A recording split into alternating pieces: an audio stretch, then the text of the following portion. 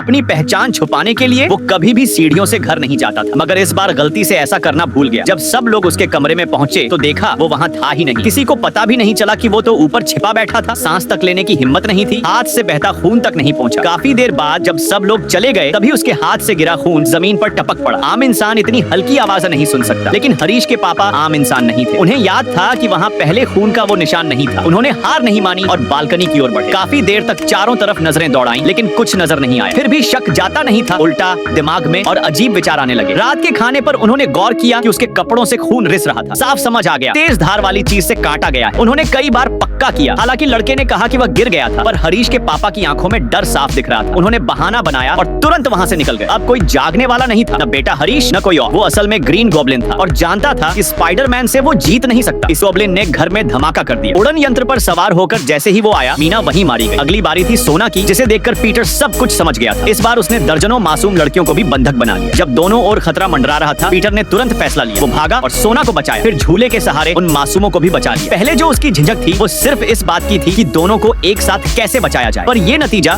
Green goblin को मंजूर नहीं था। वो तुरंत पीटर पर टूट पड़ा। भले ही पीटर ने मासूमों को पकड़ लिया, लेकिन सोना नीचे गिर गई। सौभाग्य से कोई देवदूत उसे बचा ले गया, लेकिन ग्रीन गॉब्लिन फिर लौटा और इस बार जानलेवा वार करने ही वाला था कि तभी कहीं से उड़ता हुआ एक कचरे का डिब्बा आकर उसके सिर से टकराया। फिर भीड़ से कई लोग चिल्लाए, छोड़ दो उसे, वो बच्चों की जान बचा रहा है, हाथ मत लगाना स्पाइडरमैन को, अब तू गया काम से। तभी पीटर की हिम्मत जवाब दे गई। अच्छा हुआ एक जहाज नीचे से गुजरा और उसने पीटर को पकड़ लिया। ग्रीन गॉब्लिन तिलमिलाया। उसने स्टील के तार से स्पाइडरमैन को जकड़ लिया और उसे दूर जंगल के वीरान हिस्से में फेंक दिया। पीटर अभी ठीक से सांस भी नहीं ले पाया था कि उसके सामने एक ग्रेनेड आ गिरा। धमाके से वो बुरी तरह घायल हो गया। वो जैसे तैसे अपने जाले से लड़ने की कोशिश करने लगा, पर बेअस। उल्टा ग्रीन गॉब्लिन और भड़क गया। अब पीटर लगभग मरने की हालत में था। जीत हार तय हो चुकी थी, लेकिन ग्रीन गॉब्लिन वही क्लासिक गलती कर बैठा जो ज्यादातर विलन करते हैं, ज्यादा बोलना। उसने कहा कि पीटर की मौत के बाद वो सोना को बुरी तरह तकलीफ देगा। बस यहीं पर पीटर का गुस्सा फूट पड़ा। शेर को अगर छेड़ दो तो वो पलट के जरूर आता है। ग्रीन गॉब्लिन ने शायद ये कहावत कभी सुनी नहीं थी। पीटर ने जाल फेंका, एक बड़ी सी दीवार खींच दी और जैसे ही ग्रीन गॉब्लिन संभलता उसे पकड़कर कोने में दे मारा। फिर शुरू हुआ असली हमला। उसके अंदर की सारी ताकत एक ही इंसान से आई थी, सोना। ग्रीन गॉब्लिन पिटते पिटते टूट चुका था। उसने हेलमेट निकालकर सरेंडर कर दिया। तभी पीटर ने हैरानी से देखा, वो कोई और नहीं हरीश का ही पापा था। वो बोला, मुझे कंट्रोल किया गया था, मैंने जानबूझकर कुछ नहीं किया। लेकिन अंदर ही अंदर उसने अपना उड़न यंत्र एक्टिवेट कर दिया। उसे शायद अंदाजा नहीं था स्पाइडर सेंस जैसी चीज को धोखा नहीं दिया जा सकता। उसने पीटर से गुजारिश की, हरीश को मत बताना।